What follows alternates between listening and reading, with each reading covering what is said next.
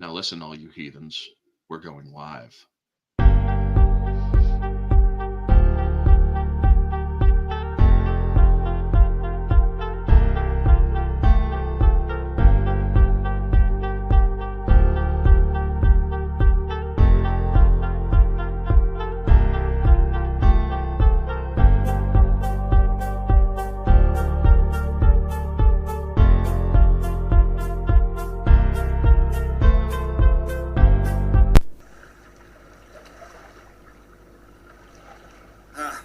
This is a new feeling.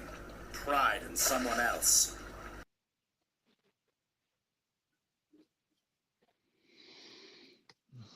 Welcome back, you filthy heathens. Weekly recap 47. And it's fitting that we have 47 because we do got a little bit of a news reporting that is connected to Donald Trump and the majority of Americans who voted for him.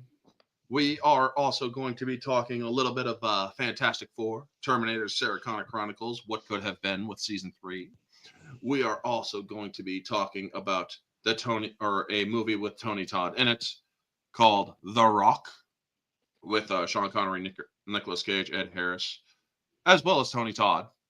And And we also got what else? Oh, yes, Jake Paul versus Mike Tyson, and how it parallels with the Rocky Balboa film versus Mason the Lion Dixon.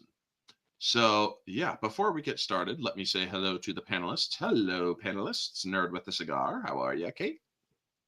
Hello, hello. I'm doing quite well. Awesome. And Ambassador, how are you doing? To quote the great one, Bruce Campbell, groovy. I am going to one day try to get him on our stream. But yeah, because I mean, who wouldn't want to watch Bruce Campbell? I mean, if we could get Bruce Campbell, wouldn't that be fucking awesome? Well, yeah. I mean, it's like, Who doesn't like Bruce Campbell unless you're... I just run a podcast. We like movies. We like shows. We like some of this, or a lot of the stuff you've done. Right? We're kind of fanning. We're kind of fans, so we'd like you to come on my small 1,600. Oh, by the way, folks, I have reached 1,600 subs. Yay! Thank you to everyone. Finally fucking reached it after like 3 months of stagnation. But yes, the goal is 400 more. If I can get to 400 more, I do a giveaway of some pretty nifty binoculars, which I left in the other room. Oops. Sorry. But yeah, we're going to get into this now with the Rachel Zegler meltdown and fake apologies. So over the week, folks, last week, Rachel Zegler's meltdown on Instagram came to light. And I'm going to give credit where credit is due. Thank you to Steph from My Nerdy Home. She is the one that found this, and we don't need any audio, so I don't need to share that. But yes, My Nerdy Home, Steph, who is going to be live with Mara Jade, I think, tonight around, 30 minutes from now. But shout out to Steph. She is the one who got a hold of this stuff. So Rachel Zegler basically flipped her shit over the results of the election. Donald Trump. And, she didn't hold back. She wished ill on the majority of Americans. She said, may you never know, or may Trump, his supporters and voters, never know peace. And here it is right here, folks. I mean, this is Rachel Zegler. There is the thing that proves, there's the blue check that proves that was her on Instagram. I echo Ethel Kane's statement more than anything. May Trump supporters and Trump voters and Trump himself never know peace. And she's flipping out on how she doesn't want to live or she doesn't want her daughter living in a world where whatever. And it's like, I didn't know you were pregnant. Mazel tov. So yeah.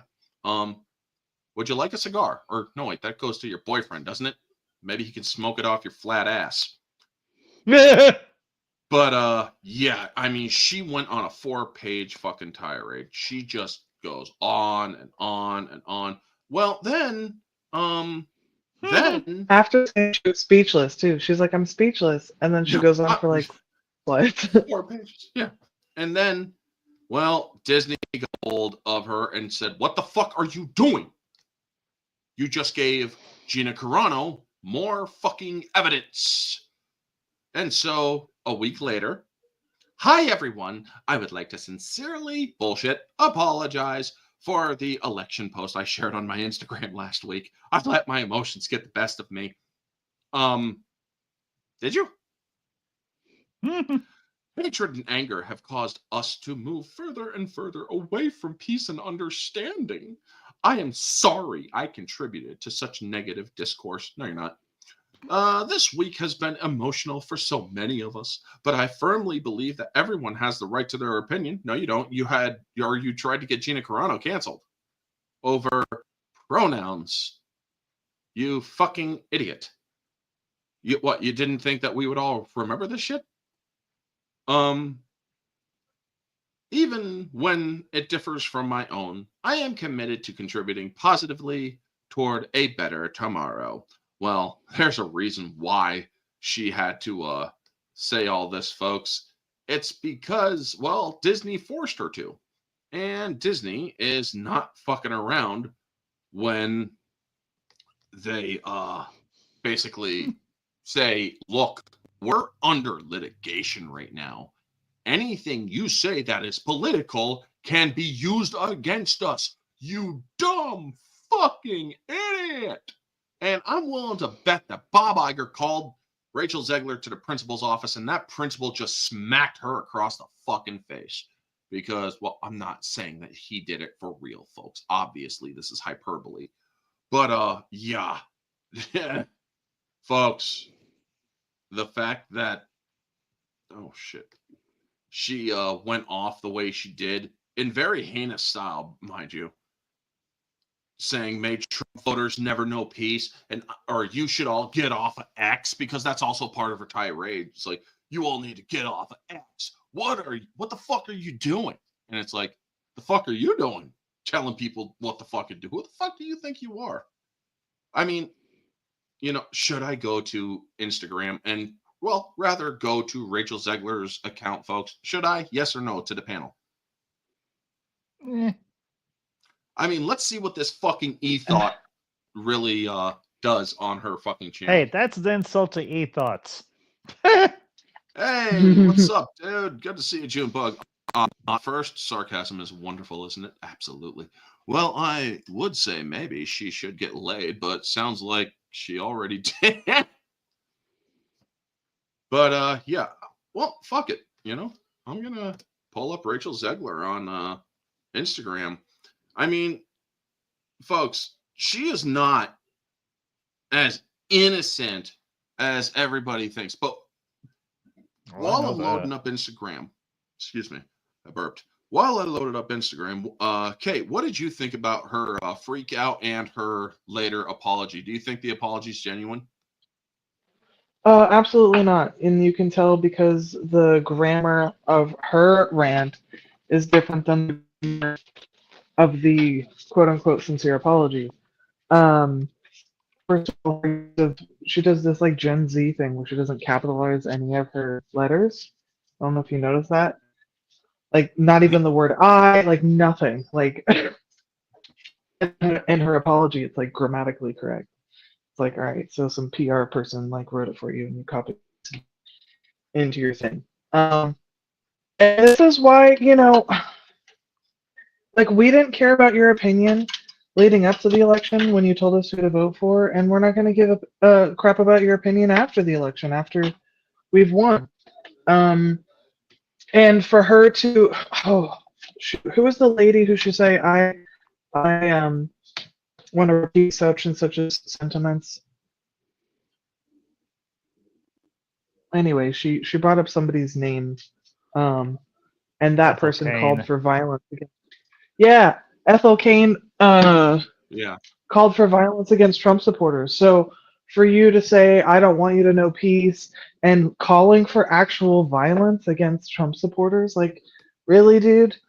And yeah, it should go. Like, Gina Carano should use all of this as evidence. Like, look, these people are calling for actual physical violence. I was doing the exact opposite. So, We're anywho, on her she's just an page. idiot, and But continue. she's 23. She's stupid. And she's given a platform, and I guess she hasn't gone through, that like. The problem is nowadays, like, celebrities are given their own Instagrams and stuff. Like back in the old Hollywood, they would be like, "Nah, you say what we want you to say. Here's these curated interviews," and she needs to just have those curated interviews going forward, because when left to her own devices, she's just angry, hateful, and calling for violence. Yeah. I mean, she's showing off her bikini body. Mm. Eh, I mean, seriously. don't care. And yet she loves to say, oh, don't sexualize women. Well, what the fuck do you think you're doing to yourself in these pictures? I mean, seriously. Showing off your bare ass on stream? What the fuck's wrong with you? I mean, that was all of, I don't know when it was, but when was it? 31 weeks ago. So, yeah, that was last year. I mean, this woman loves to play victimhood, loves to say, oh my God, we're so oppressed. All because of what? Political difference? And she believes that she should be paid millions for every hour that her content is streamed online. Well, I will not give you an hour of time, folks. Foolish. Hey, what's up, Ben Nihilist? Good to see you, buddy. And yet, here's the thing, folks. Well, first off, Ambassador, what are your thoughts on this whole situation? Quite frankly, Rachel Zegler is irrelevant. She's had a few moments of internet notoriety and infamy at the same time, talking about Snow White with Gal Gadot. She got her start in a remake of a very well-known musical, specifically West Side Story, directed by Steven Spielberg. That came and went like a big wet fart. And quite frankly, her tirade was her true self, and this apology was corporate generated to try and save Disney's face and trying to salvage the publicity for their upcoming remake of Walt Disney's very first animated feature, which is going to bomb harder than Madam Web. Oh yeah. But Especially because she folks, asked them to. She's like, if you disagree with me, don't follow me, and like, I don't need your business, is what Yeah. she said. And it's like, okay, Okay, if fine. you want to piss off like 51% of Americans and say I don't need your business, all right, we won't watch your movie when it comes out. And that's probably why Disney was like, oh shit, let's have her write an apology. Yeah. No, let's one of our PR people write her apology for Mhm. her and then have her Right. release it. Yeah. I mean, here's the thing, folks. She didn't mean her apology. Or as I said, you mean what you say the first time. Mm-hmm. Trying to apologize, trying to walk it back is insincerity in itself. So when you say that you sincerely apologize, you're not apologizing. You're not even sincere. You said what you felt. You're allowed to say what you feel. Don't get me wrong.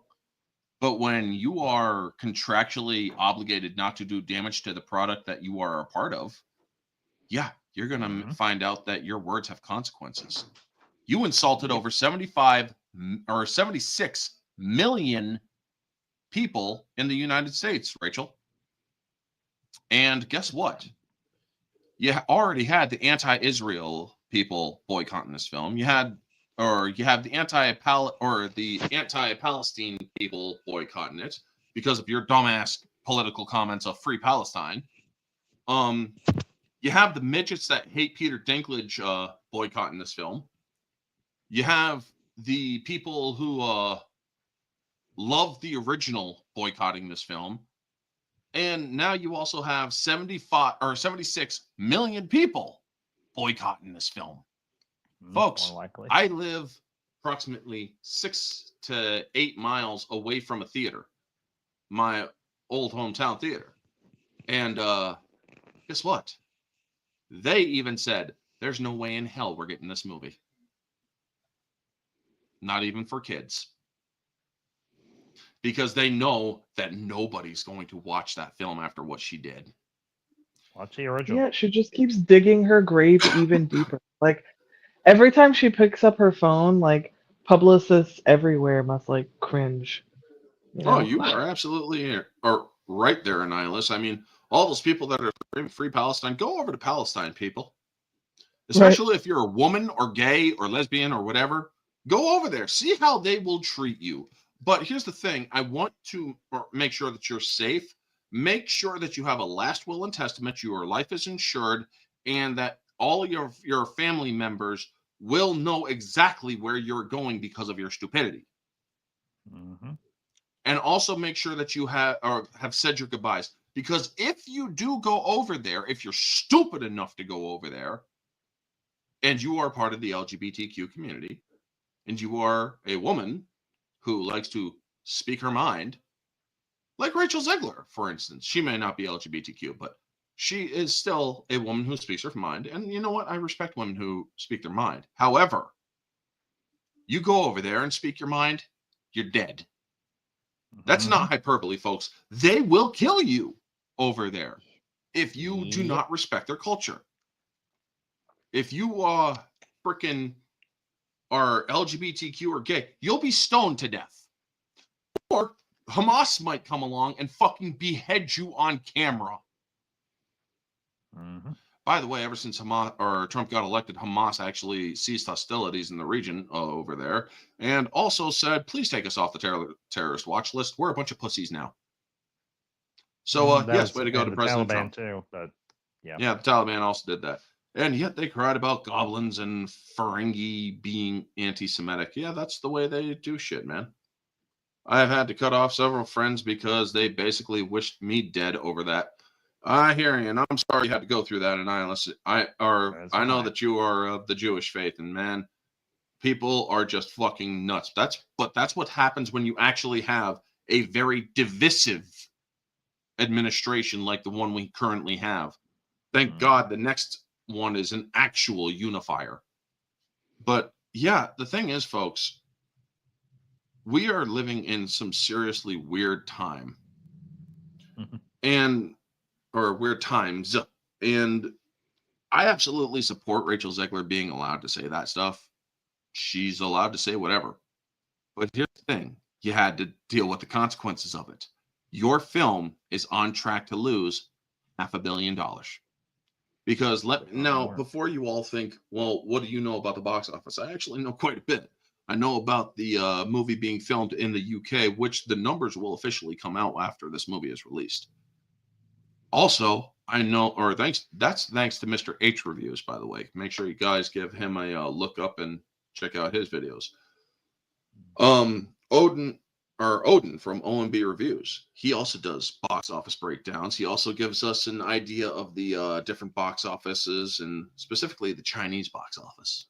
So, yeah, if Snow White gets a Chinese box office release in China, they will take around, I think, 80% of the box office earnings. Wow. So, yeah, not only that, yeah. You also have to take into account you have the massive boycotts going on. This movie's budget ballooned way past its budget limits. Its budget, from what I know last reported, was $269.4 million. but due to that was the end of 2023. So they just did reshoots over 2024. And they had to create digital dwarves and whatnot. And so now that probably ballooned it up to over 300 million. General rule of thumb when doing box office stuff. You have your production budget, and then you have marketing, which is not a part of your production budget. Marketing is separate. General rule of thumb, 1.5 to 2.5 multiplier. So we're going to use we're going to middle the road it. We're going to double it. So 600 million. This movie has to make around 400 million. Or no, this movie actually has to make around 600 million in the box office just to break even. And with basically half the country boycotting this film, as well as many people abroad boycotting this film, you're going to have a hard time getting that far. Not only that, Rachel Zegler trashed the originals, or the original Snow White, as did Gal Gadot. By the way, folks, everybody who keeps calling her Gal Gadot, they're mispronouncing it. She says that her name is Gal Gadot. Yeah. Pronounces it. Her own pronunciation is Gal Gadot. But yeah. Gal Gadot didn't do the movie any favors when she's like, oh, she's not going to be saved by the prince. It's not that, or we don't need that classic love story anymore and whatnot. She said those things just as much as Rachel did. I covered it on my channel. And now, well, yeah, Rachel Zegler kept on saying that shit. And then she tried backpedaling, saying, oh, I loved the film when I was a kid. No, you didn't. You were absolutely terrified of the film upon your first viewing. Okay. Yeah, so nice lie there. But here's the thing, folks. This movie has to make, again, 600 million just to break even. That is a conservative estimate. That is being modest, actually. That's a modest estimate. Chances are, with the more marketing and whatnot that they're doing, pushing it back a full year, not because of the SAG-AFTRA strikes like they said they were doing. No, that came after it was already pushed back. So the reason why the movie was pushed back originally was because, well, Rachel Zegler ran off her mouth and pissed people off.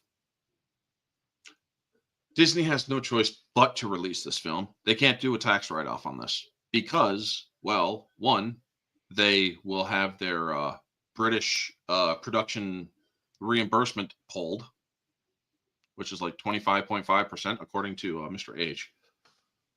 And not only that, well, this movie, you have to release it to mitigate the losses.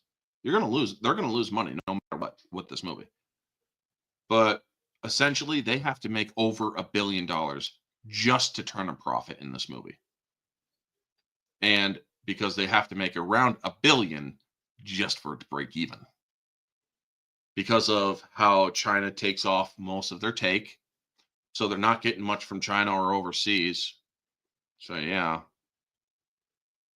But those are my final thoughts on this topic. Rachel Zegler, you done fucked up. Now you're reaping the whirlwind. And I hope that Gina Carano calls you to the stand in September of 2025. And I hope that she is like, or her lawyer asks you on the stand, question, when you were employed by Disney in 2024, you made a couple of statements about Trump and his supporters. Were you fired after you made those statements? Yes or no? And when she says no, well, Gina Carano will most likely crack a smile in the courtroom. Just a little bit of a smile there. Because, well, yeah, that just showed that Disney has political biases that they forgive. And have absolute bias against anyone who believes any small degree differently than them. So good luck to Gina Carano. Rachel Zegler, well, you get what you deserve. And we're going to move on to the next topic. So the next topic being the Fantastic Four confirms female Silver Surfer.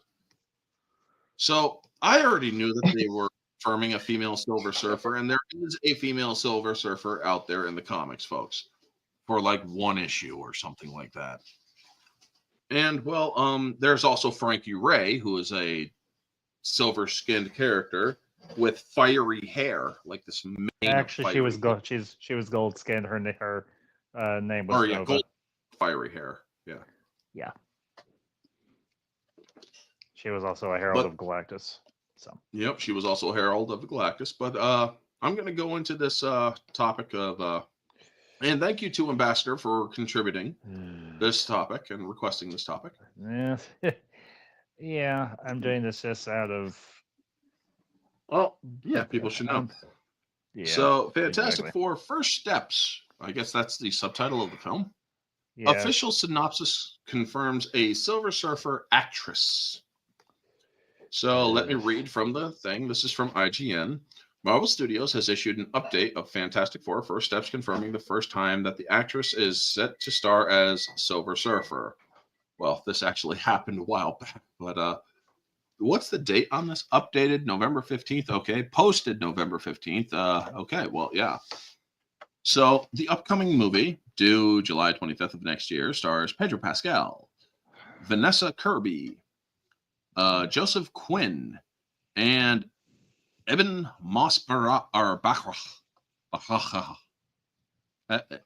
Eben. I'm just going to call him Eben. As Ben Grimm. So, well, yeah, you know or if you know, you know. Yeah, go ahead. Also listed in the update are Ralph Ineson as Galactus. Ooh, they're bringing him in finally. Julia Garner as Silver Surfer, confirmed by Marvel Studios for the first time today after reports from earlier this year. Paul Walter Hauser, John Malkovich, Natasha Lyonne, and Sarah Niles. The director is Matt Shakman, and the producer is, of course, Marvel Studios chief Kevin Feige. Here's the official synopsis, folks. Set against the vibrant backdrops of a 1960s-inspired retro futuristic world. So instead of Fantastic Four, we're getting the Jetsons. Marvel's Fantastic Four: First Steps, Reed Richards, Sue Storm, Johnny Storm, and Ben, as they face their most daunting challenge yet, forced to balance their roles as heroes with the strength of their family bond. They must defend Earth from a ravenous space god called Galactus and his enigmatic herald, Silver Surfer. And if Galactus's plan to devour the entire planet and everyone on it weren't bad enough, it suddenly gets very personal. So, is this going to be Norrin Rad? Or Nora Rad, I guess, is how they would do it, I guess. That doesn't tell us a whole lot more we didn't already know. But it's nice to see Marvel Studios provide an update after the film's appearance at New York Comic Con back in October. Their attendees were greeted with artwork that featured a number of important faces from the MCU, including a first live-action look at the humanoid experimental robot B-type integrated electronics, aka Herbie. Okay. So yeah. Here's the thing. So, is it Norrin Rad? Because if it's Norrin Rad, yes, it shows that Disney has not learned their lesson. It shows that they have not learned their lesson. That you got to stop with the identity politics. Go comic. Accurate as best as you can. Otherwise, well, you're just stupid now. Thought with Ambassador, as he's the one who recommended. Here's the thing. They already did a similar film called Fantastic Four: Rise of the Silver Surfer. And while I was very impressed with the CGI Silver Surfer, voiced by Lawrence Fishburne, I wasn't very impressed with Galactus. As I've said on many rants before on this channel and others, including my own, Galactus is not a cloud. Nor was he. He is not a big. Me and him debate this, nor was he. But Shut anyway, continue. Not to you or to you, Kate. You shut up. Oh, I still have my. I don't care. I don't care. Still Shut up. that Galactus hat. If you'll think now that I'm he's Adam the Ambassador. blacklight one, he does look more colorful. For those of you who might be wondering, I'm arguing with my wife. Anyway, Hey, I Go got away. plugged in Wi-Fi. go away. Hey, that's no way to talk to your wife. You hush. You're not Yeah, even married. I second that. You hush Hey, too. I may not be married, but I know how to treat a woman. And so do I. Mr. Ambassador, hope they hear me when I say this. You shut up. You wouldn't even be a geek if I had. You wouldn't even be a geek if I introduced you to Star Wars and the MCU in the first place. Oh, And the wow. two shall come. No, I still was a Star Trek girl. So, we're going to mute Ambit. No, we're done. We're done. We're done. Anyway, back to the point. Yeah, Ugh. they're changing the gender of the Silver Surfer. Am I particularly surprised? No, this is what they do. Am I particularly interested in having a Silver Surfer with a different gender? And no, this is not because I'm a misogynist or I hate women or blah blah blah or kiss. And you know what, y'all can, if y'all think that, y'all can kiss my ass. No, they've already done this story before. It's in a different time setting with a different Silver Surfer and most likely a different Galactus. Maybe actually a comic accurate Galactus. Either way. But why they're doing this change for the sake of change itself? It's not going to add anything to the story. Norrin Radd, who was the original Silver Surfer, was the first Herald of Galactus, was a complex and interesting character unto himself. He made a deal with Galactus to become his herald to save his home planet. And it worked. He had Galactus erase his memory so he wouldn't know about his former planet, which Galactus did. And Silver Surfer did his job until the point he couldn't do it no more, particularly when he came to the planet Earth and he saw the culture, he met the Fantastic Four and all this other stuff. And I could probably tell you how the premise or the rest of this movie is going to play out as. This Silver Surfer is going to meet the Fantastic Four and she's going to have a change of heart. Just like the Silver Surfer in Rise of Silver Surfer, Fantastic Four, Rise of Silver Surfer did. The only difference with that movie was we had Doom. We had Julie McMahon as Doom. Not the greatest interpretation of the character, but still not bad. I love the Fantastic Four. I actually really enjoyed the two movies from the early 2000s. Are they perfect? No. But they're probably going to be a damn sight better than this thing. Pedro Pascal does not scream Reed Richards to me. The Mandalorian? Yeah, sure. The villain from Wonder Woman 1984? Okay, sure. Wherever else he's been in, The Last of Us? Okay, fine, yeah. He doesn't scream Reed Richards. They had a perfectly good Reed Richards, love it or hate it, in Doctor Strange Multiverse of Madness with John Krasinski. He was actually good as Reed Richards. The casting of this movie has been an absolute disaster. And now that disaster has been compounded. You're going to turn off the fan base, which, hi, I'm part of it. And it's going to be another, more than likely, flop. If not, it's going to severely underperform. Because no one's going to care about a female Silver Surfer. Just give us the character as they were presented. This is just a change for the sake of change. It doesn't add anything of complexity or interest to the character. Norrin Radd was good on his own. So, anyway, with all that said, and yes, two of you may have heard me and Madam Ambassador arguing. I do love her. We do this all the time. So, Anyway, Oh, with we know, that- Bob. We know. So with that, I yield the floor. Kate, your thoughts? I think we already got the greatest Fantastic Four movie ever made, and it's called The Incredibles. Yes. And I don't know. I liked the Ian Griffith ones. With The what? whereas Ian, that Welsh dude who played Reed who Richards. play? Just say the ones with Chris Evans and Jessica Alba. Sure, whatever. Ewan Griffith. Sure, that's how you say his name. But Ewan. Okay. Yeah. I think they were fun. I don't know. I don't think that you can make, even with the CGI we have now, I don't think that you can make a really good Fantastic Four movie within the scope of the Marvel Cinematic Universe that we have right now. Just visually, I'm like, how are you gonna do this? So I might just see this movie out of curiosity, but I think the casting is not great, except Sue Storm. She's really pretty, so maybe she can, that's kind of her thing. She's just smart and pretty.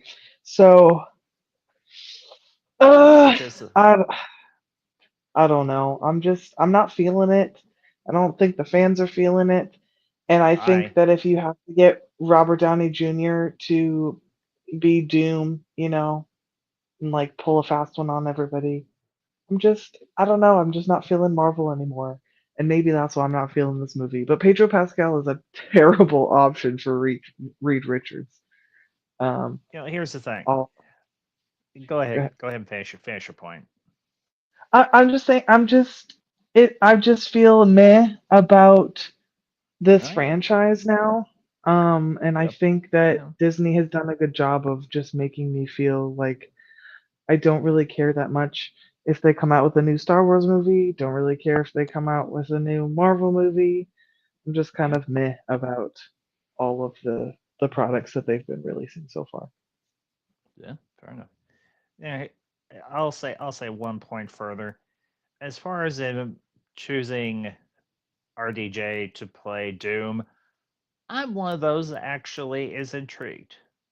Now the question is it going to be Doom proper, or is it going to be a variant of Stark? That's the main question. Now I'm hoping it is actual Doom proper from Latveria. Would Downey be my first choice? Not necessarily. Maybe Mads Mikkelsen or his brother Lars, because they do have that very Eastern European air and swagger to them. And Latveria, at least in the Marvel universe, is in roughly Eastern Europe. So that would be appropriate. But at the same time, I'm willing to give RDJ a shot because, well, I loved him as Tony Stark. He was a badass as Tony Stark. He is the essential Tony Stark. You don't need another. But anyway, that's all I'd say on that.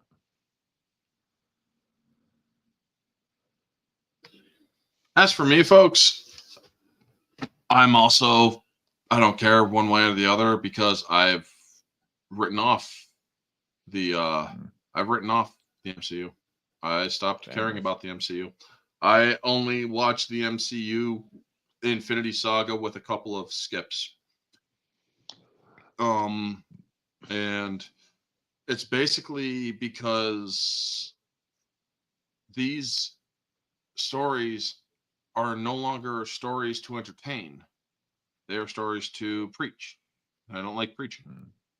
We go to the movies to escape the dregs of reality, to escape the stresses of our lives. And honestly, as much as I thought, or as much as I think Pedro Pascal is, well, kind of a idiot in real life, where he gets to insult millions of people, and get away with it.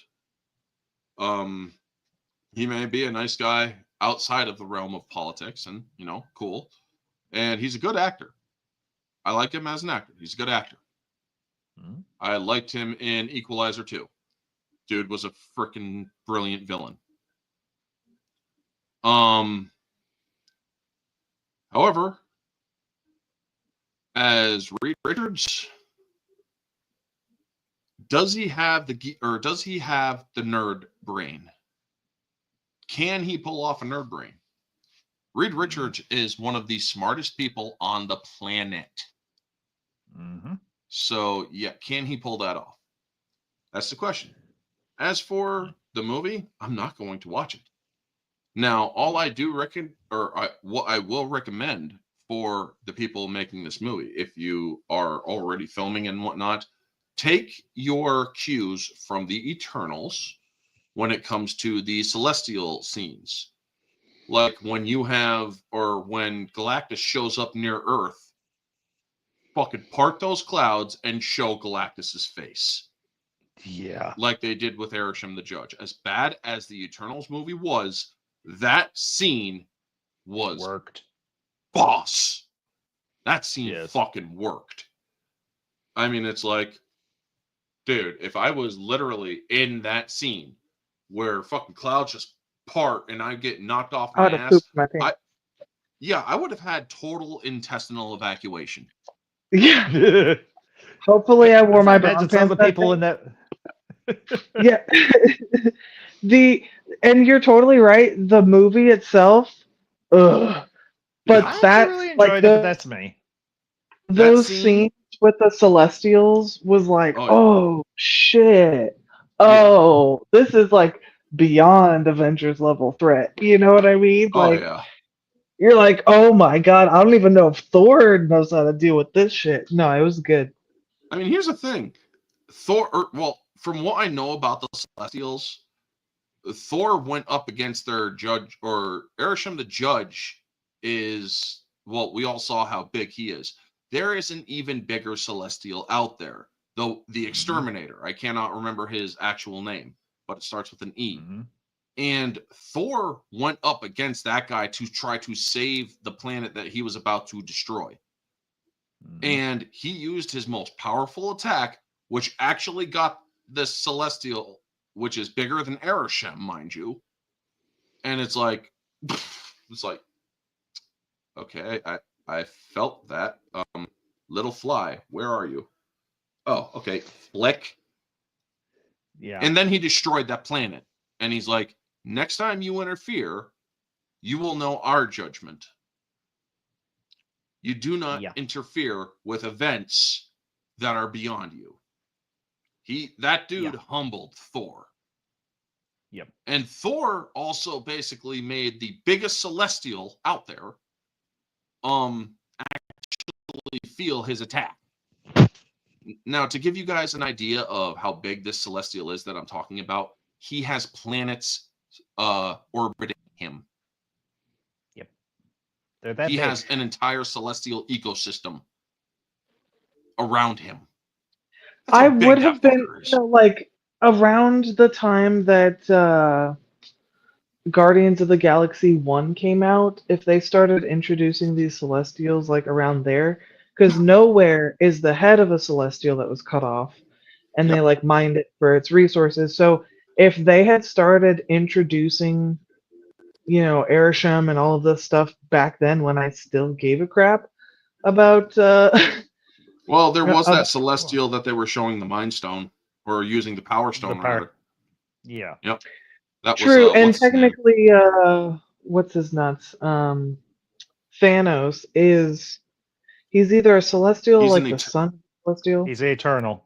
Eternal. Yeah, he's an Eternal. Eternal. That's right. He's an Eternal. He's half Eternal. He's a He's a mutant. and it's But like human- in the he- comics, this stuff is really cool, and for a while there, Marvel was giving us like a really good, comic book to movie, not always, the same, but we were getting pretty decent. People liked the first Avengers. People liked, Civil War and Mhm. for the most Well, that's part. And I because I feel like we don't realize how good we had it. you know. here's the thing, and hang it. We've got a few other things to move on. Now I'm not trying to rush or Go anything. ahead. Let me.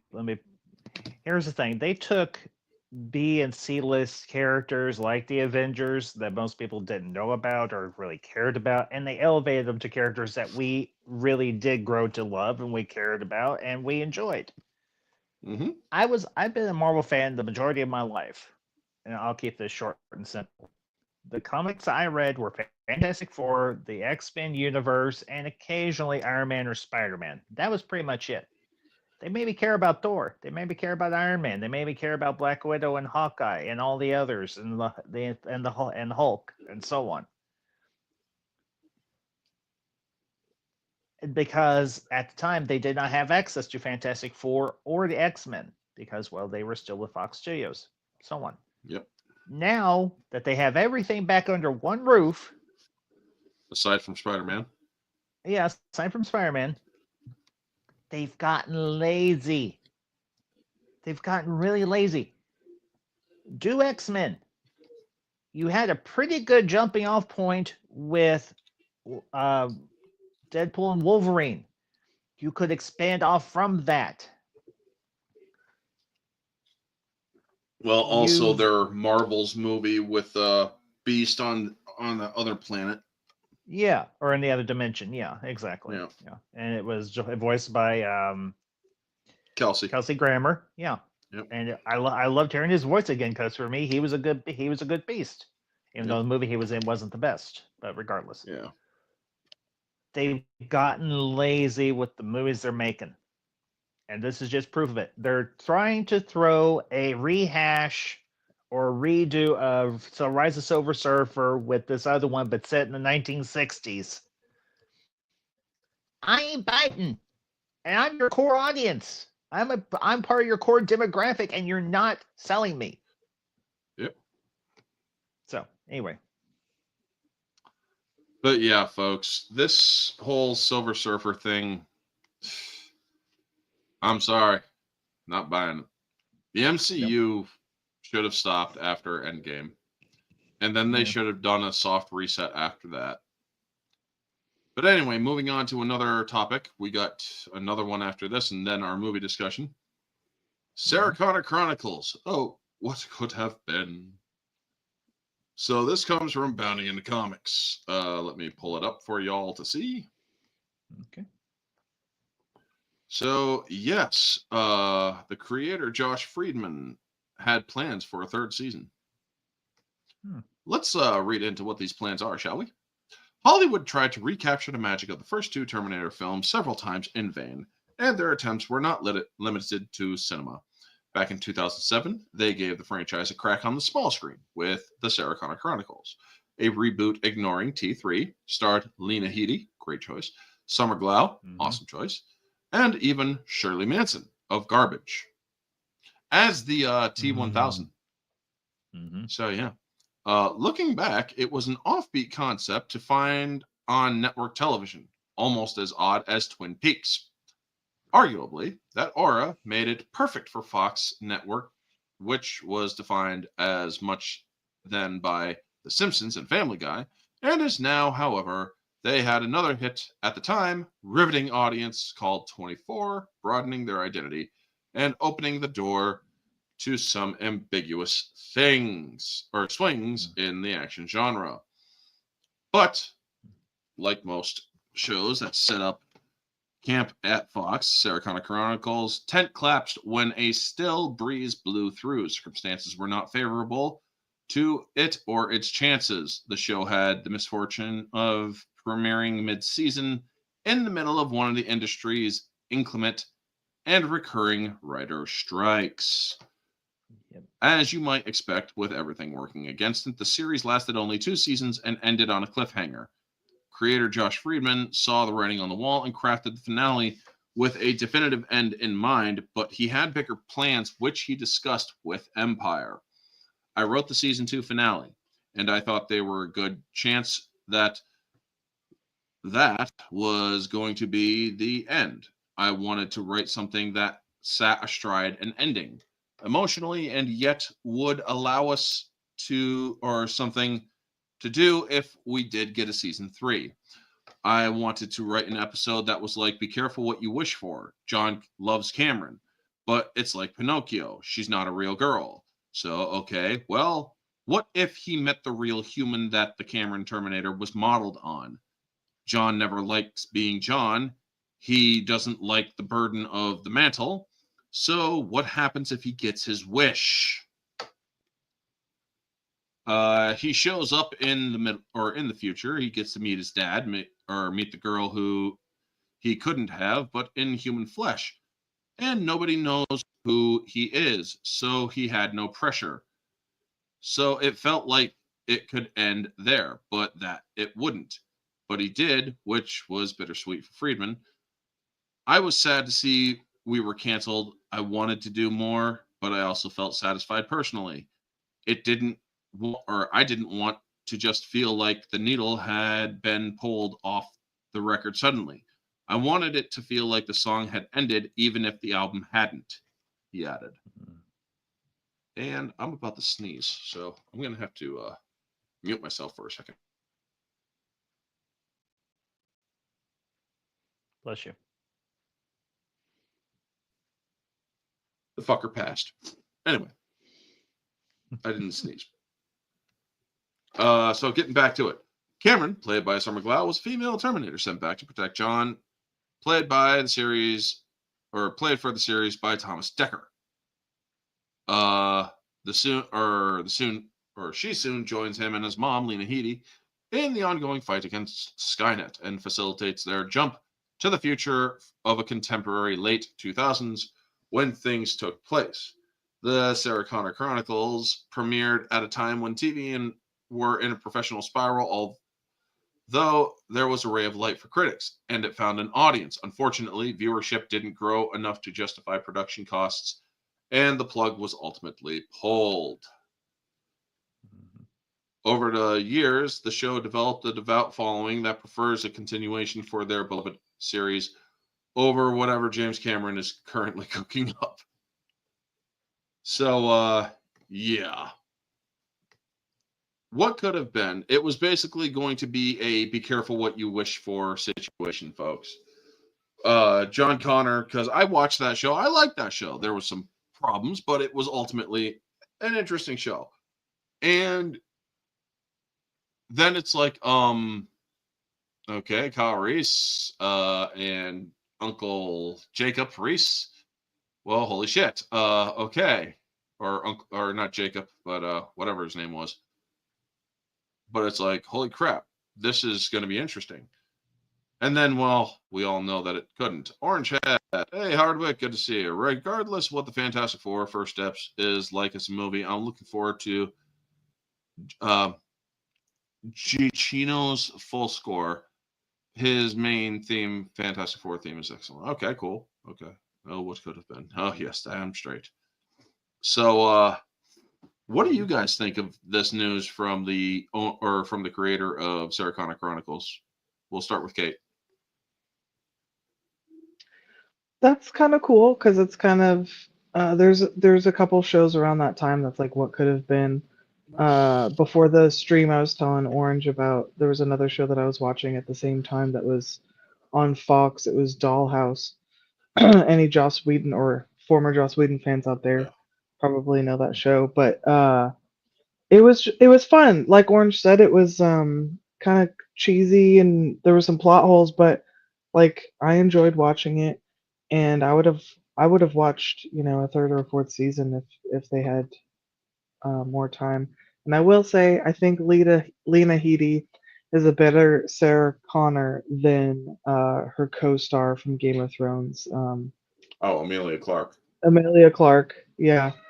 No offense to Emilia Clarke, she's just too smiley and lovable to be a badass. Like, I'm sorry. Yeah, I can understand that. That's good. But as far as the careful what you wish for storyline, that would be good because there was a lot of underlying sexual tension between this, basically a robot and a teenage kid, and um, you got to see him in a different light. Like you either saw him as a kid or you saw him as an adult with Christian Bale's portrayal, but this was kind of like that in between where he was like struggling with, the future that was laid upon his shoulders. Mhm. So I don't know. That's kind of a. Oh, I would have watched it if that were Oh the yeah, season. definitely. You know what I mean? Ambassador? I watched season 1 of Sarah Connor Chronicles. I did enjoy it because, well, I mean, it's Terminator. I enjoy just about anything Terminator minus the last couple of films that they did. I mean, I stopped cinematically with Salvation because I really enjoyed Salvation. Don't get me wrong. And what they tried to do, I never got a chance to see season 2.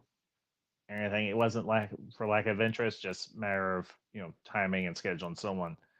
So the fact that they had left it in a place where they could have where they could have done a season 3, and season 3 actually sounds really good. I would have definitely watched it myself. Of course, I would have had to play catch up doing season 2 and all, but still, there are a lot of shows out there, shows I grew up with, both of you and everybody that's out there in the watching on X and YouTube, that we grew up with, that we had wished only got 1 or 2 seasons and they got canceled or whatever, that we wished had run longer. This is another one of those shows, and yes, it has grown a cult following because the Terminator franchise has a very strong following, a very strong fan base, even though we suffered through some less than stellar films. So this guy obviously knew what he was doing with the Terminator, this show, and yeah, if the question is, would I have watched this? More than likely, yeah, I would have.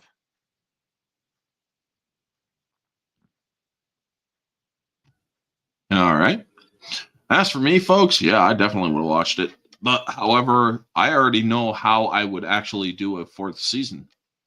The thing is, I would actually have that future that he traveled to, which was alternate, end badly, into which he has to be sent back again in order to basically fulfill his destiny, because only in the future in which John Connor lives does the does the resistance win, with him as leader. So he basically has to take up the mantle. I am always, or when it comes to the Terminator continuity, I believe in the full circle scenario. I have discussed many times with others how I would do a sequel to T2 where it would have another 2 movies. It would be a full 4-movie quadrilogy, and it would have the full circle scenario in which the movie or the last movie ends with John Connor sending Kyle, Uncle Bob, as well as another Terminator back for the events of the 3rd movie that took place before it. So, as well, you would also see how the T-1000 was sent back in my version. I have it to where the T-1000 polyalloy is injected into a human or a sack of human tissue, like just a mass of human tissue instead of a human-shaped shell that it would later slough off. No, it's just literally a lump of human tissue that it would then slice out of after it got to where it would, or after it went through time. So you'd all basically be able to see that and whatnot if I have ever done the movies. And you would also see the first Terminator being activated just like in Genesis. You would actually see the future war. And all the bells and whistles. You'd see an early future war and then the later future war with the laser guns and shit. And then you would also, or after he sends Kyle back and the other Terminators back, he would then say, or we're blowing this thing, and that's the end of the movie. And it's basically the full circle scenario. The movie would end with this, or the one shot from the original Terminator that moves into that pans into that alley, and you would then start seeing the lightning, and then that's where, or that would actually be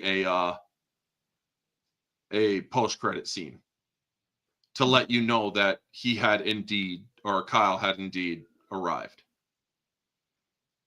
But as for this, oh yeah, I mean, I've thought more on it. Believe me, I have. As for this though, Sarah Connor Chronicles, I like the movies or the shows. What I thought was kind of weird was the pseudo sex scene between John and Cameron, where she says, "Slice here, stick it in, and feel." And it's like, yikes. I mean, I'm not sure how I feel about this. You know? It was weird, man. It's basically a pseudo sex scene, is what it is. It's a pseudo sex scene because, well, he likes the girl, he likes Cameron. It's just that, well, Cameron is not a real girl.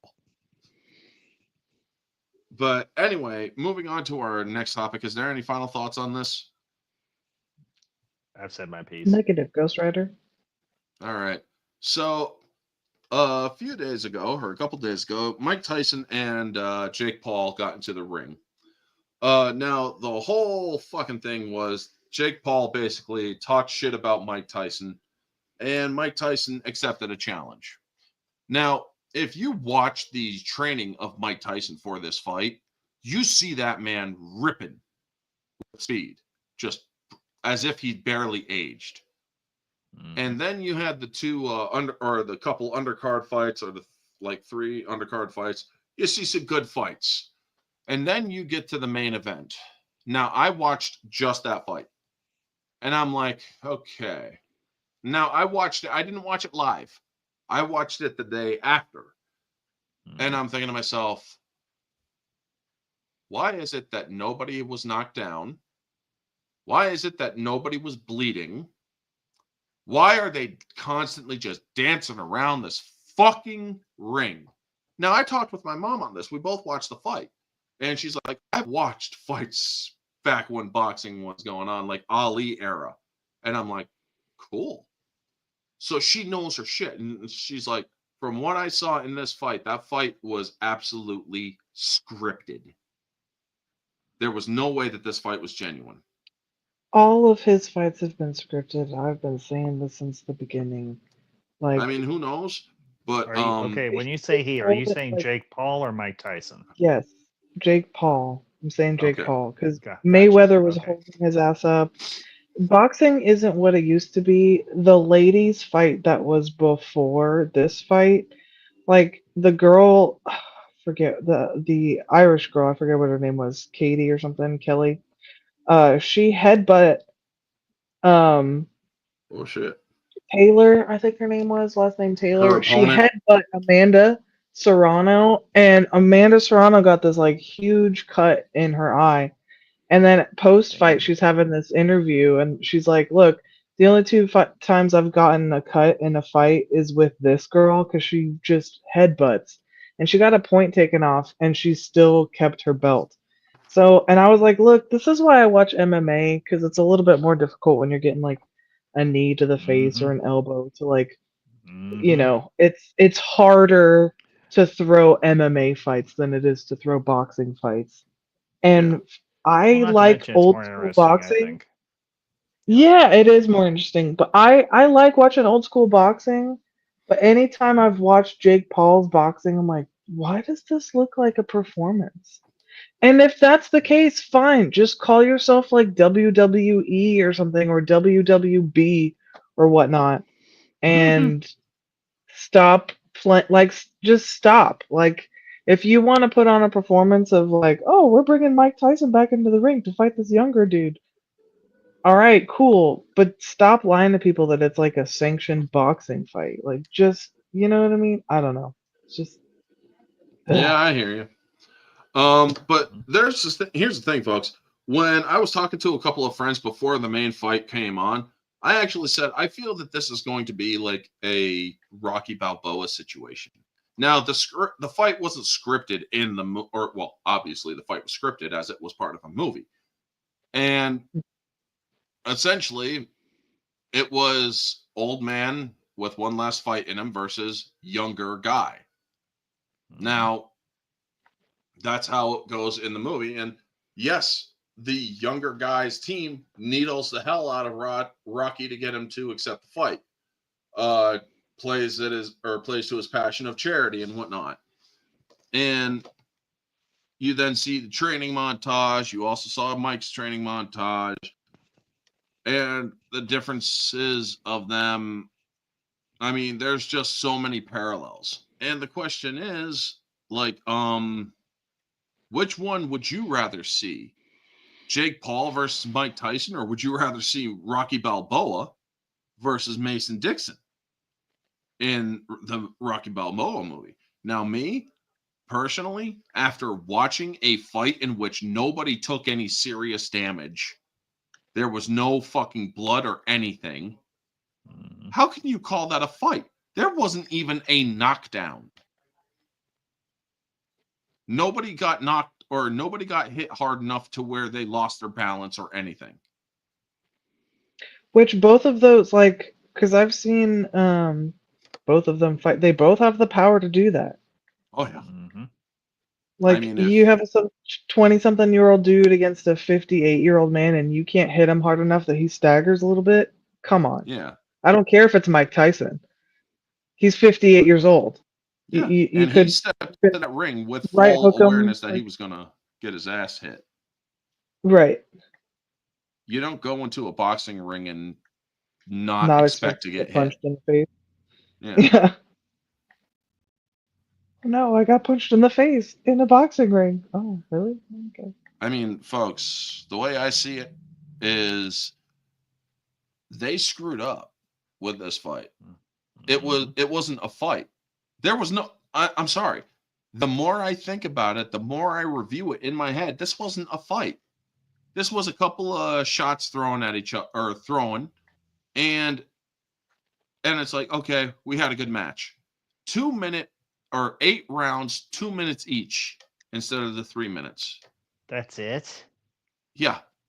And I'm thinking to Yeah, myself, what the it was hell happened? 2-minute rounds. And Tyson came out strong. Like, he came out heavy in the first 2 rounds. Like, I'm not as familiar with boxing, but like, I know how to look at MMA fights, and he had a really good control of the center. He was putting pressure on him. His footwork was pretty good, and he was landing some good shots in the first 2 rounds. And I think even the judges' scorecards reflected that Tyson won the first 2 rounds, and then he lost every other round after that. You could tell he's getting tired.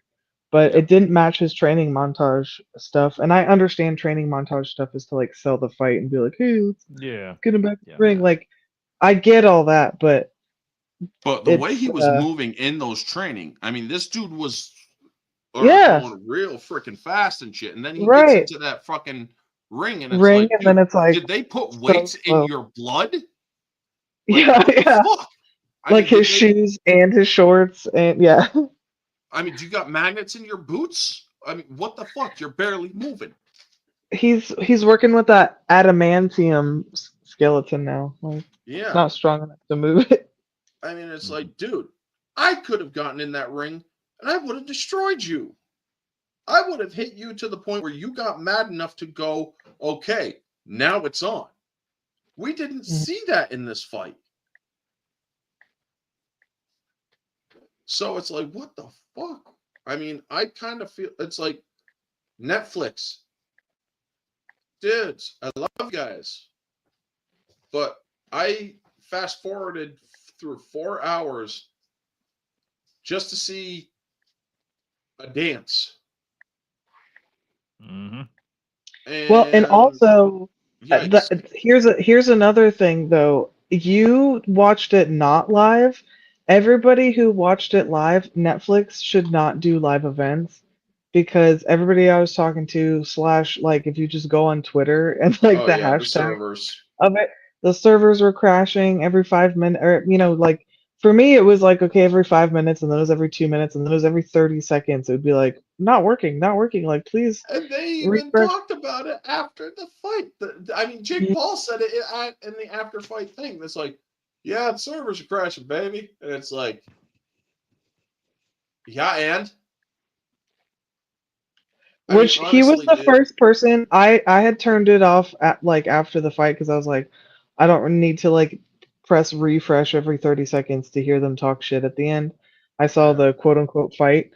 But throughout the whole thing, they're like, we want to thank Netflix. We want to thank Netflix for hosting. Oh, Netflix, thanks so much. And I'm like, stop thanking them. Go on Twitter or X really quickly and forget like look at what everybody's saying. It's not thank you, Netflix. It's get your shit together, guys. Yeah. Well, I not mean, only then that, he's like, I would really like to fight Logan next. And Logan's like, motherfucker, I'd kill you. And I'm like, dude, let's take out all the cameras. Forget the cameras. mm-hmm. Let's make this a fully sanctioned fight. Mm. And then let's see how and it's like, Mike Tyson, you beat Logan, you get a shot at the title. Let's see how quickly let's see how fast Logan folds in that fight. Again, I And feel that Mike Tyson barely put out anything. and there's a thing about like the fighting spirit. People, there are fighters and then there are like performers. And I Yeah. think that Logan Paul and Jake Paul are not fighters. I think they're performers. He wouldn't Mm-hmm. do any of these fights unless there was a $30 million paycheck or a $10 million paycheck or millions of dollars paycheck attached to it. That is not the same thing as being a fighter. Oh, you get these guys, he's like, I would do it for free. I just need to pay my team and I need to Yep. feed myself. So that's why I think it's incredibly disrespectful to bring out Mike Tyson at his age, put him in a ring with someone who disrespects the sport, and you can argue, oh well, he's respecting Mike Tyson by giving him, his bag too. Like he got a big paycheck out of it as well. But is it?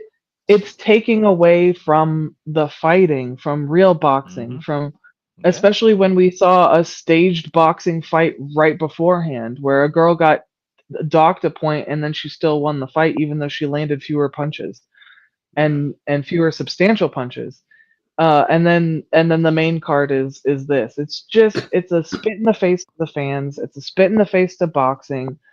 I don't like the Paul brothers and haven't since their YouTube days, and they freaking, shot a victim of self-deletion on their YouTube. Well, here's the thing. Um, They said the fight was going to begin at 8 p.m. Eastern. And I'm like, okay, so has the fight, or so who won after or around 9 o'clock? Oh, they haven't fought yet. Why the fuck haven't they fought yet? They said it was that's how they sell. That's how they sell their fights. No, Yeah, they do that's the normal. undercard shit.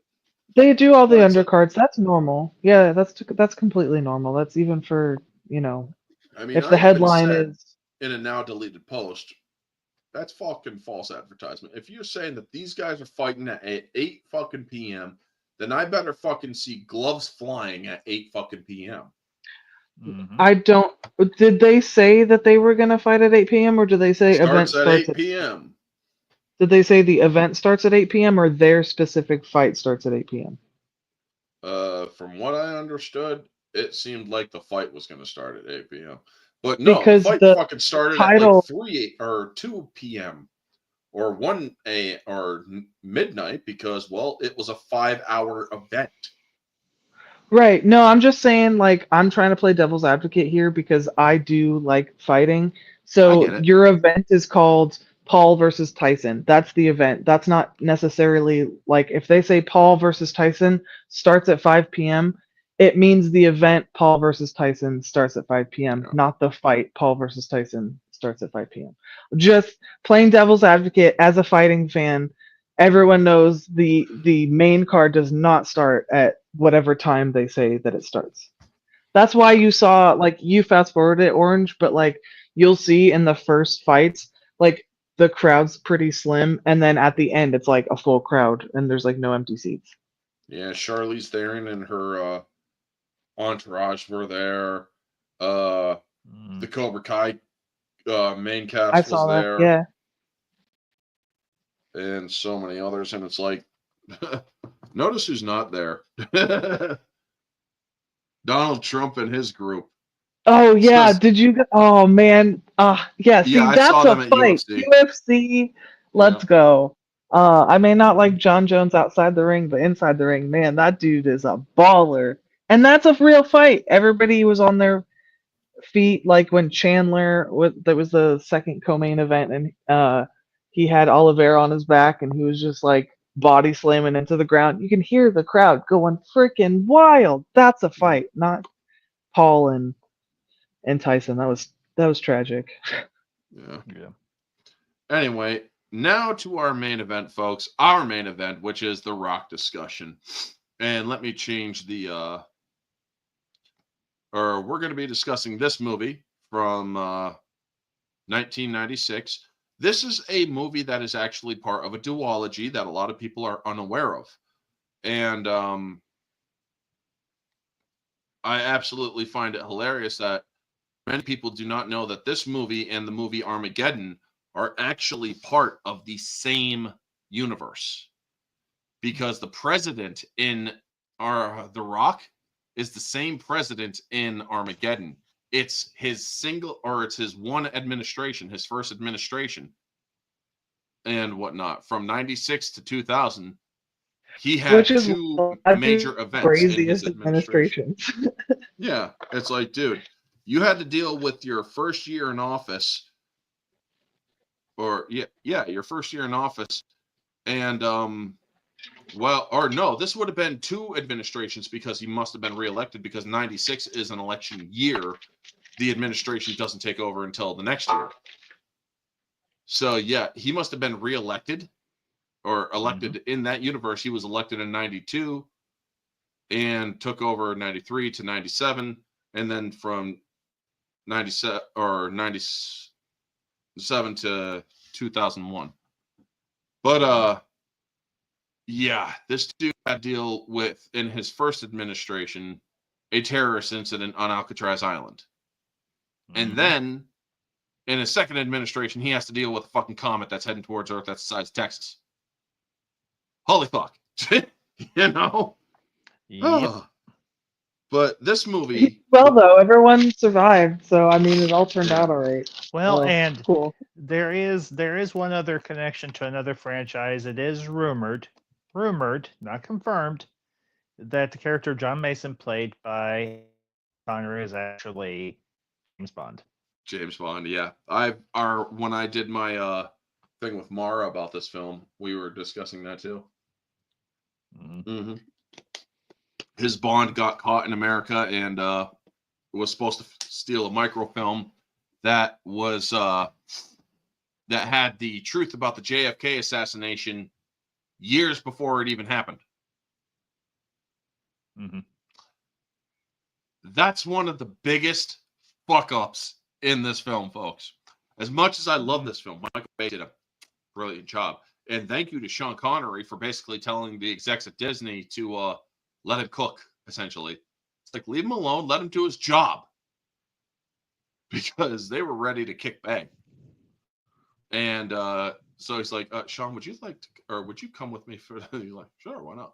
And so Sean Connery basically told the execs at Disney back then, let him do his job. Leave him alone. You don't. Or, folks, Sean Connery already had enough star power at that time to where you wouldn't dare mess with him. Nope. But this movie, getting to the plot and whatnot, is basically about a general who has suffered grave injustice with the U.S. government and the military apparatus. They essentially his black ops, the soldiers who died under his command, were never honored. Their families never compensated. No recognition whatsoever. Mm-hmm. And so, as loud as he had cried, as much as he had gone to Congress to try to change things, they ignored him. They had marginalized him. They had basically said, kick rocks, we don't fucking care. And so he decided to implement a terrorist action. He, along with other Marines, seized 15 guided rockets armed with the deadliest nerve agent known to man. At that time, it was VX gas. This was worse than even sarin gas. And sarin gas is some pretty nasty shit. Yeah. So they go in. We see the effects because one guy drops one of the rockets and one of the gas pearls ruptures. And so they sealed it off, and they saw this dude literally fucking melt. And his body convulse and all sorts of shit. You see it. It's ugly. Mm-hmm. And we also see Nick Cage being a geek or a nerd in the FBI lab. And Go ahead. I'll go ahead. Claire, go ahead. Well, what he said was, I may be a chemical super freak, but I still need a freaking gun. Oh, yeah.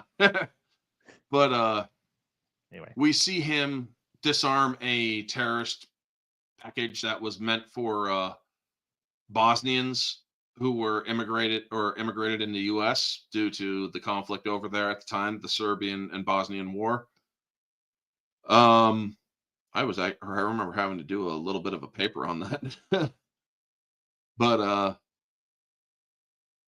yeah, I love how we learn about how much he hates needles. But the reason why we are doing this, folks, was because last week Tony Todd died. And Tony Todd is one of the mercenary Marines that helps take over Alcatraz, because Hummel, played by Ed Harris, takes over Alcatraz to basically make cite his demands. He's a brigadier general.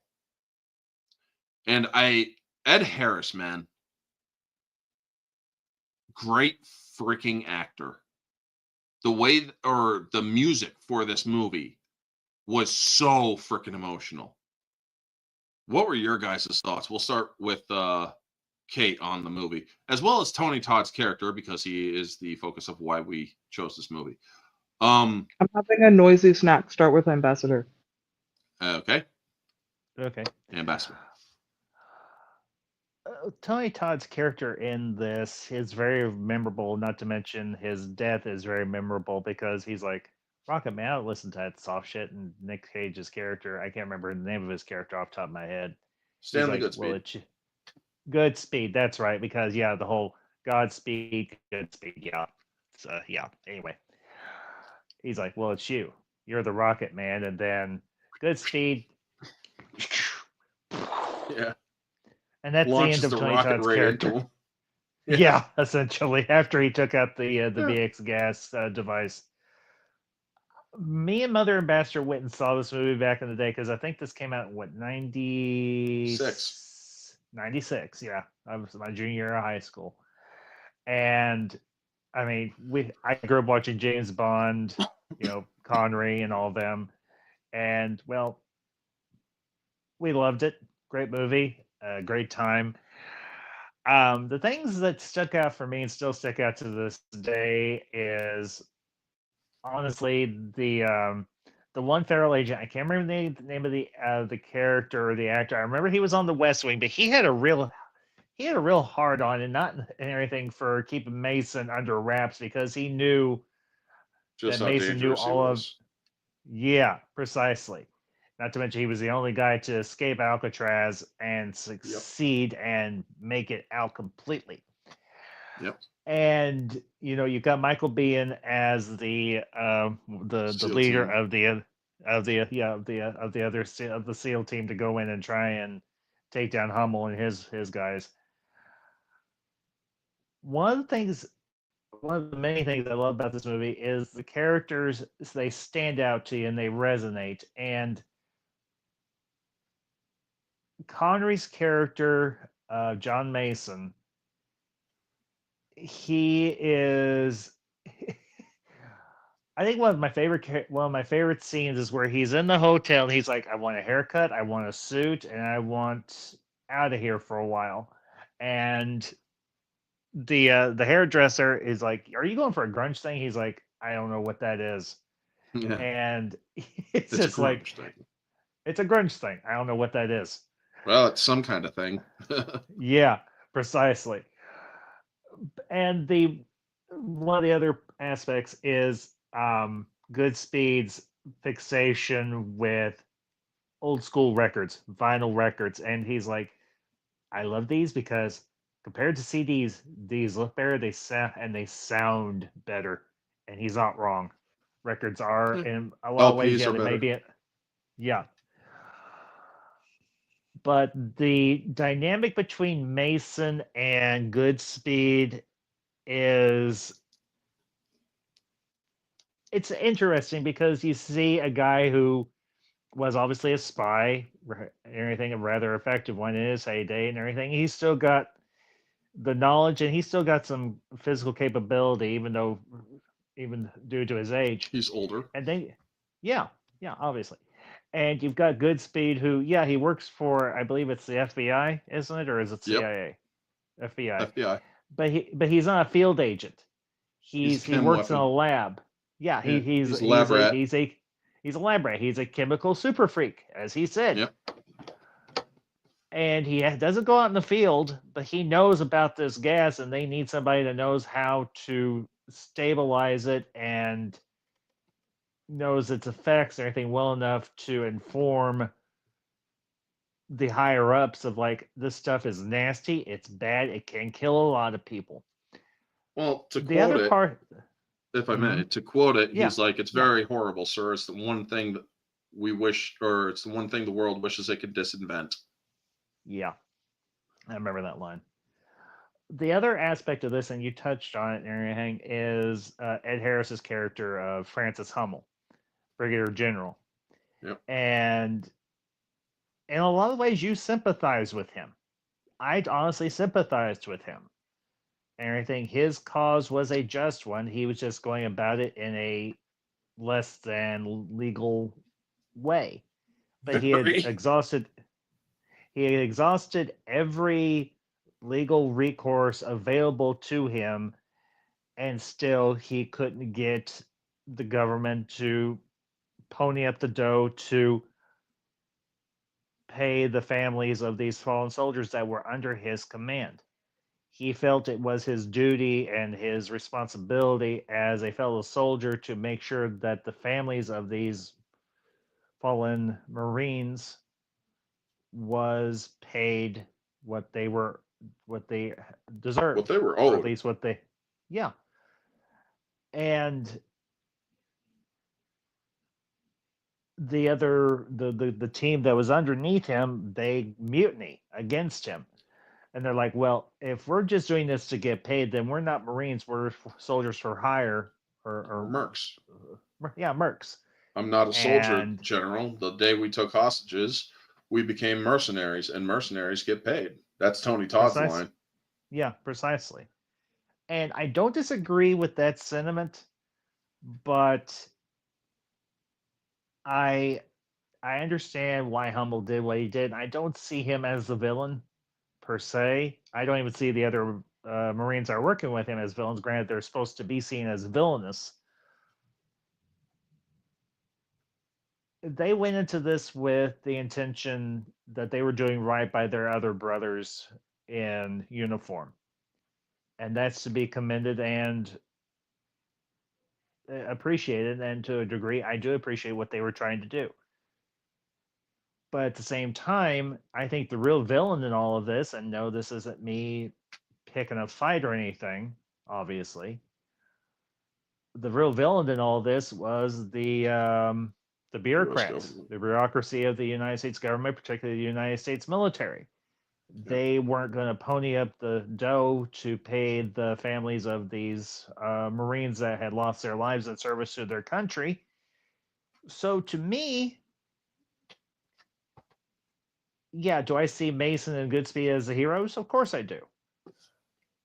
Do I see Hummel and his group more so Hummel than the rest, because obviously the others turn on him, or the better part of his team turns on him, except for one or two that Yep. stick by him when, say, the rest decide to go rogue. Yep. I see them as sympathetic antagonists, is I think Yeah. the best way I would categorize it. So, Mhm. and is it a badass movie? Absolutely. It's a great movie.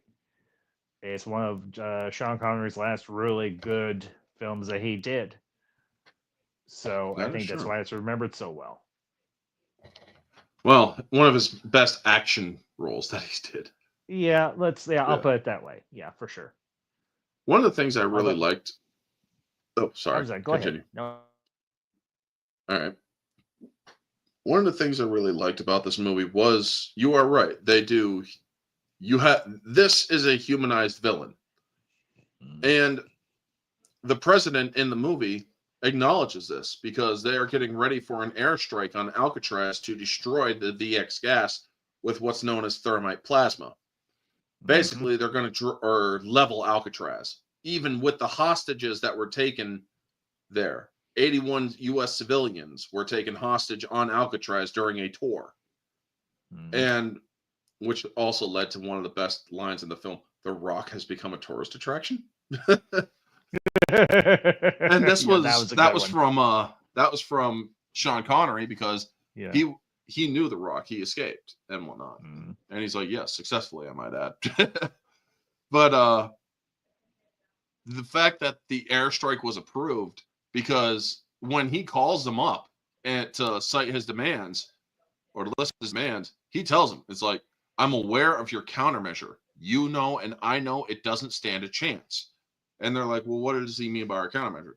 Normal nerve gas is consumed by napalm. It eats it up, burns it out completely. The problem with VX, it's specifically designed to withstand napalm. And that's where thermite plasma comes in, but it's only in the experimental phase, and Hummel knows this.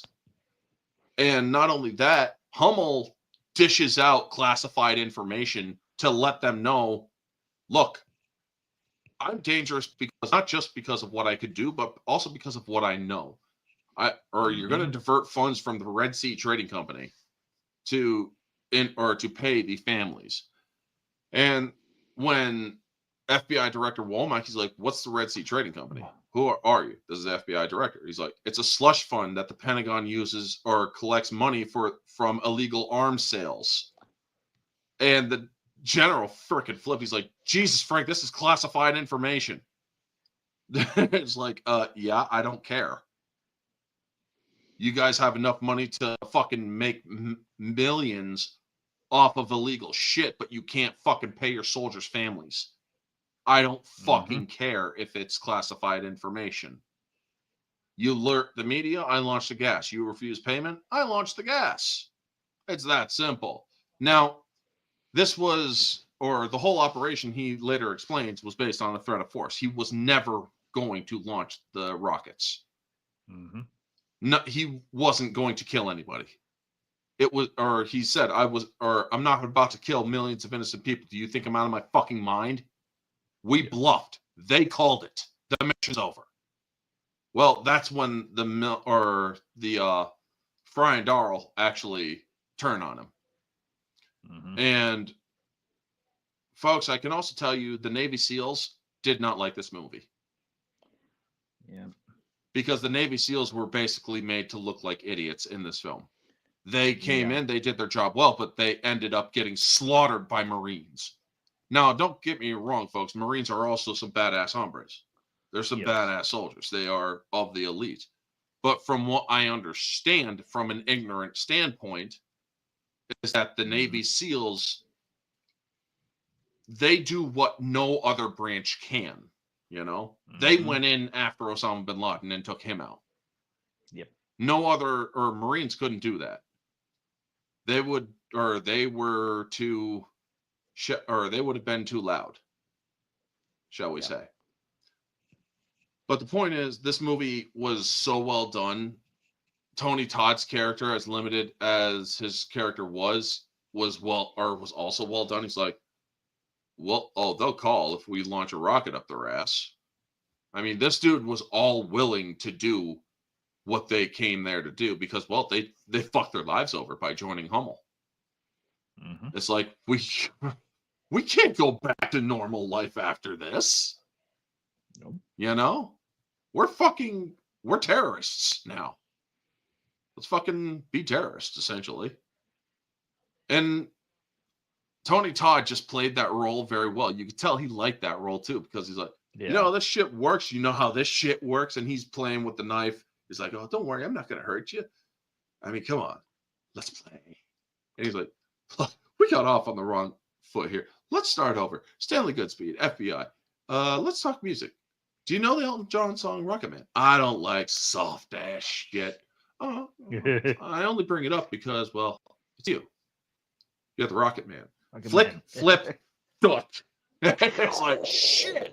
How do you like how that shit works? Like, oh, damn.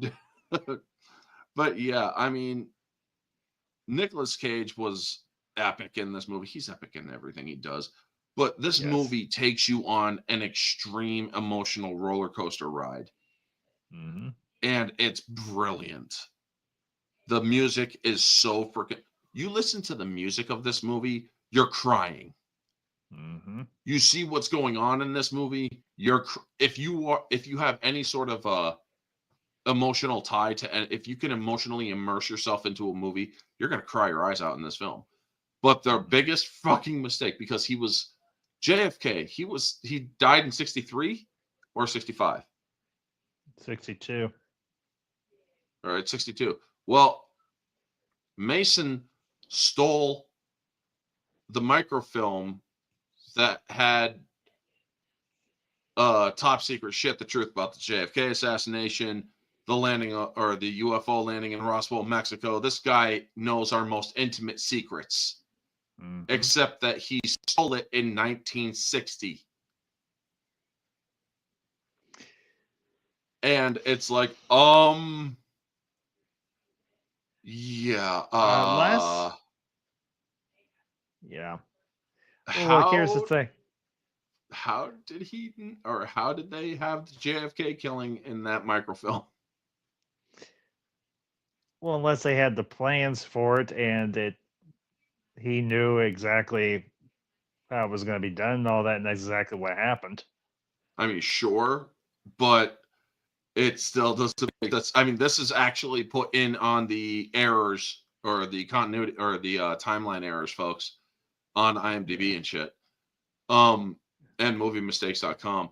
But yeah, I love how he's like, well, the funny thing about this movie, folks, I have a personal connection to this movie because of Nicolas Cage's character's name, Goodspeed. That is actually a family name of one side of my family. We have my patriarch side, my father's side, one of the two families is, well, one of them is a Goodspeed, or is the Goodspeed. I'm not a Goodspeed. However, I am related to the Goodspeeds. And I love that. And it's like, you know the etymology of your name, Goodspeed. Yes, Godspeed, the wish one a prosperous journey. Why? Well, if you fancy a journey, I recommend Fort Walton, Kansas. Well, I was thinking Maui. No. Fort Forget Walton, Maui. Kansas. Yeah, forget Maui. And so he hands him a piece of paper. Now, at this point, Mason, or they had just succeeded. The bombs didn't drop, or the bombs dropped, but reached the far side of the island away from the cell houses where the hostages were kept. Because Nicolas Cage launched green smoke to divert the airstrike, let him know that everything's been done. And he did that with a giant fucking needle in his chest. Yeah. That's because badass. he was exposed to the VX gas, and they give you atropine, which helps keep you alive in that situation. Yeah. Atropine, by the way, folks, is just another fancy name for adrenaline. Yeah. So the extra boost of adrenaline is basically helping you survive the effects of the gas to keep you alive and your body fighting it. But I also like how he explains the very graphic scientific effects of this. It's like it's a cholesterase inhibitor. It stops the brain from sending nerve signals down through the spinal cord within 60 seconds. Any or epidermal exposure or inhalation, as you know, and you'll know. There's a twinge in the spine or the small of your back as the poison seizes your nervous system. Do not move that. Your muscles freeze. You can't breathe. You spasm so hard you break your own back and spit your guts out. And that's after your skin melts off. Oh my God. Well, I think we'd like God on our side, don't you? I think one of my favorite. There's two lines that Mason gives. One's to Hummel, and it's his rundown of who he is, what he's doing, and yada yada yada. And he's like, General Sir, and he says it way pretty much as like a Q. He's like personally. And the other and the other one is to Goodspeed. He's like, losers do their best. Winners go home and screw the cheerleader. The prom queen. The prom queen. It was one or the other. It was the prom queen. Get it right, Bob. You're on my channel. Queen. If you're going to quote a movie, you quote it right. I know. Well, generally speaking, the head cheerleader is the prom queen. So not always. Yeah, not always, but let's say. But Carla was the prom queen. Really? Yes, she was. Yeah. You've been around a lot of corpses. Is that normal? What, the feet thing? Yeah, the feet thing. Yeah, it happens. Well, I'm having a hard time focusing. Can you do something about it? Like what? Kill him again? Yeah, that's where they dropped that piece of heavy machinery on the soldier. Yeah. Yeah, he dropped an air conditioner on him. Yeah. And it's like, oh shit. Yeah, I got something for you. Yeah, so do I. But yeah. I mean, there is so many great lines in this movie, folks. Yeah. It's like, can't believe I'm saving your ass. I'm surprised you made it past puberty. It's amazed you made it past puberty. Bet this will be a great story to tell your child. Are you kidding, Mason? Give him nightmares. I'll spend all my money on shrinks. Well, and the fact that Mason actually had a daughter named Jade. Mm-hmm.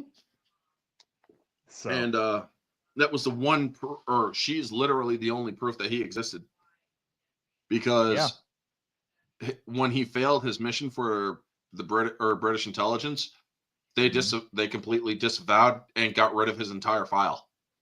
Mm-hmm. If you fail your mission, you're fucked. They'll deny you ever exist. The British claimed they never heard of him. Yep. So yeah, he knew the drill because, well, he accepted the mission.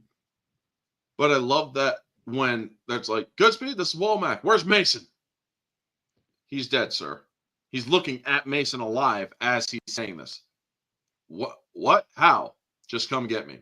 And so when he arrives on the island, he's like, well, what happened to Mason? Vaporized. Blown out to sea. Vaporized, huh? So then Womack comes up. Where's Mason? I want to see that son of a bitch. Vaporized, sir. Vaporized? The body? The body can vaporize? Oh, yeah, sir. All the time. Yeah. Well, if they can be cremated, he can obviously vaporize. If thermite plasma. What if he was in the area where the fucking bombs dropped? Yeah, exactly. He would have vaporized. He fucking got vaporized. Think of it as a miniaturized, non-nuclearized nuke. Yeah, I mean, you see the explosion in that movie, folks. Mm-hmm. It's big. Yeah, very. And I love that when he's doing the green smoke, and the guys have these humongous fucking lenses. He's like, I got green smoke. I got green smoke. It's like, abort. I already dropped them. And it's like, oh, fuck. Yeah. Because then you see Stanley literally holding out his hands with the flare still in his hands, launching toward the water. It's like, oh, fuck. You know, it was such a. It almost I mean, this reminds movie- you. It almost reminds you of that scene. I think it's from is it Apocalypse Now that has a similar scene where a character's waving flares or something? Or am I thinking of a different movie? I can't remember. Okay, you ready yet? Oh, I've been ready. I was just letting you guys. Cook. You were just having so much fun. I didn't want to interrupt. Well, get in here, girl. Talk about Get the in movie. here. It's. I don't think I have anything to add that hasn't already been said. It's a really fun movie. There's What'd you think definitely about some Homer? plot holes where you're like, wait, that doesn't. That's not the right time frame, and that you brought up of like the, film mistakes or whatever. I think CinemaSins did this one time, and not that they didn't like the movie. It was just CinemaSins like bringing up stuff that you do wrong, and one of the JFK thing was brought Yeah. up. It's funny when you watch like an older action flick that just kind of hits a little bit too close to home. Like when you have veteran friends who have been like screwed over for like payments for different things, or Yeah, um, I hear you. so when you're watching it and you're like, ooh, oh man. Yeah, this hurts. Um, Yeah. like recently, and this is not a comparable TV show like as far as quality, but I was rewatching like The 100 recently, and there's an episode about like uh people nuking each other, like China and the United States nuking each other, and I just kind of sat there all sad. I was like, oh, it's a little too close to home. So this movie was a little bit like that, where you're like, man, I could kind of see this happening in real life, and then you know. Yeah. Are you trying to jinx us? Um, but like not this particular, like this is obviously an over dramatization to make Yeah. a very Yeah, entertaining movie. So not that this particular thing could happen, but the being screwed over by Uncle Sam Yeah. definitely Mhm. could be. It's just believable, the premise is a believable premise. So the rest of it you're like, well, I'll suspend my disbelief. So Yeah. just very enjoyable movie. Yeah. Some great one liners as always. Nicolas Cage is just he's just super fun to watch, and Mhm. you know I don't know, like it's a fun movie. It's a good action flick. Yeah. Well, it Funny was the thing about 1990s this and Michael film. Bay, so yeah, Yeah. obviously. Funny thing about this film, there are two actors that appeared in this film that also appeared in the movie three actors in this film that appeared in this movie as well as National Treasure. You have Ed Harris and Nicolas Cage in National Treasure 2, Yeah. as well as the guy who had his Hummer stolen. Okay. So yeah, he had his Hummer stolen in National Treasure 2 as well. Okay. So I think it's absolutely fucking hilarious that it's like, dude, seriously? What the fuck? It's like, this is my Humvee. I don't know any nicks, dents, or scratches, or I have your ass. And then he's talking about it. He's like, hello? I mean, I love when the phone's ringing and Mason's like, where is this thing? Hello? The shooter, the Hummer's for stolen. I'm only borrowing your Humvee. He understands perfect German. And he's like, Yep. information? Okay. San Francisco, Jade Angelo. It's like, okay. So, yeah, it's like, holy shit, man. I just love that because then I saw National Treasure 2 when I saw it shortly after I watched The Rock. I'm like, what? Holy fuck. This dude gets his fucking Hummer stolen again. And fucking Nick Cage steals a Ferrari, and I love that guy that rides up. He's like, man, you just fucked up your Ferrari. It wasn't mine. And neither is this. Shove! It's like, oh, fuck. Oh, I mean, this movie was just so great. Yes. But yeah, folks, we're going to start wrapping it up. What movie should we discuss next week? Time for a poll. Yeah. I Or we know can that I'm discuss gonna. after. How about that? It's only gonna be 3 movies, folks, and it's gonna be Batman Begins, Dark Knight, and Dark Knight Rises. We're gonna pull. We already know what's gonna win. I'm pretty much guessing. I mean, come on. Seriously, dude. All right. We'll do a different poll of Batman movies. We'll do Batman 89, Dark Knight trilogy. All right, 89 or Keaton duology, Batman trilogy, Snyderverse. We'll discuss what our thoughts are. We will do that poll. The Batman duology, Dark Knight trilogy, or the Snyderverse movies. That way we're not based on just single different things, you know? We'll have a greater discussion. And we will be back next week. There's no folks, rants. I don't know if we're gonna be or if I'm gonna be able to do them tomorrow night. Honestly, I have nothing to rant about because it's just so fucking awesome right now because of life. Know what you Yeah, should do? somebody You know- very famous who is orange said that we would get tired of winning, and I am not feeling it I'm yet. not. I'm not tired yet. Yeah. You know what you should do? The Everything is Awesome stream. Everything. All right. Everything is awesome. And then just talk about all when the you're things part that are of a going team. great. Yeah, just Yeah. all the positive things. All right. that are Well, happening. Everything is or I'm gonna have awesome. to make up a new thumbnail for it. Everything is awesome. Culture is After that. healing. It's Everything's not fine. hard. It's not hard. Just use a clip from the Lego movie. Anyway, but Everything yes, is awesome. Tuesday is going to be my Sorry. guilty pleasure or my next guilty pleasure, which is AVP unrated, Alien versus Predator unrated, and that will be 1 p.m. because, yeah, and Wednesday is going to be 8:30 p.m. Jade Shadow's channel for Robert Downey Jr.'s first Sherlock film.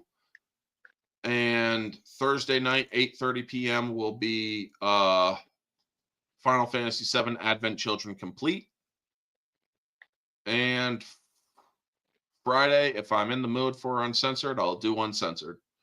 But yeah, thank you to everybody who tuned in. Ambassador, what do you got going on? I'm gonna be doing a series of movie reviews, obviously, continuing the Tarantino podcast with Django Unchained, to be recording that this coming week. No Sequel November. Gonna be doing doing 3 reviews for that. The Count of Monte Cristo with James Caviezel and Guy Pearce. In honor of Veterans Day, well, I call it Veterans Month. Gonna be doing a review of Patton.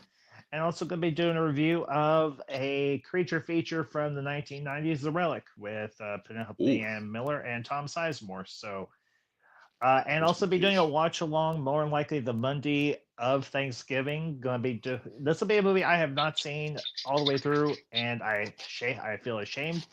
Going to be watching Planes, Trains, and Automobiles with nice. late great John Candy and Steve Martin. So.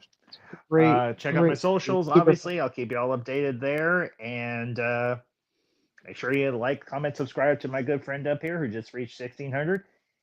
I'll be happy if I can get to 5. I'll be happy if I can get to 550 before the end of the year. All right. Oh, so you'll definitely for everybody get there. out there, if you like what I do here, go check out my channel. If you like what I do there, subscribe. Yep. That's all I'm gonna say. Mm-hmm. All right. And Kate, anything you want to talk about? No, I'm in a sales job, so I don't have any time for my online personality. But maybe fingers crossed. All righty, folks. Well, that will be our stream. Thank you so much for tuning in. Y'all know the drill. Like, comment, subscribe, share, all that jazz. Let me know your thoughts down in the comment section below. If you're catching this on repeat, what did you think of our topics and our movie discussion?